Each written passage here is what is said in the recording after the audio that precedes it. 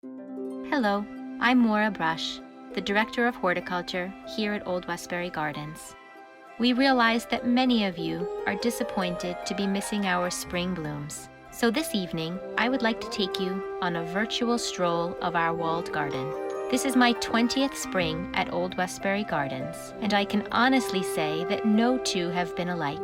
We've had years where there is snow in April, and years where it felt like there was no spring at all, but rather a leap from winter into summer. This year we had some very warm days in February and March, but the month of April has had its mix of sunny days and rainy days with some very cool evenings. All of this has contributed to the display you see here. The warmth of those early days brought so much into bloom, while the cool of the evenings has allowed the flowers to really hold, almost as if they were being refrigerated at the end of the day. This means that daffodils, tulips, and muscari that in some years only bloom for a week are approaching their third and even fourth week of bloom. Each axis of the garden has its own color palette and tells a different story. Cool colors of the center axis are framed and punctuated by the Irish yews on either side of the aisle, while the warm colors of the outer borders practically glow against the brick of the walls. The rhythm and repetition at the front of the borders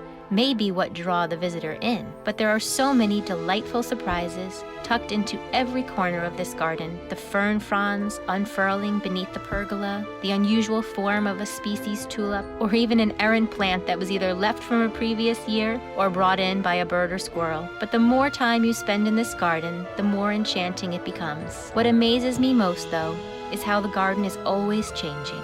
The crab apples, which are just showing color in their flower buds this week, will likely steal the show next week. The wisteria on the pergola will follow soon after that, and June will bring roses, delphinium, snapdragons, and foxgloves.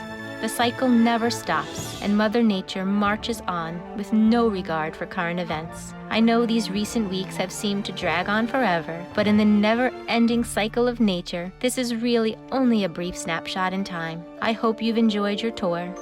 I look forward to seeing many of you in the garden once our gates open.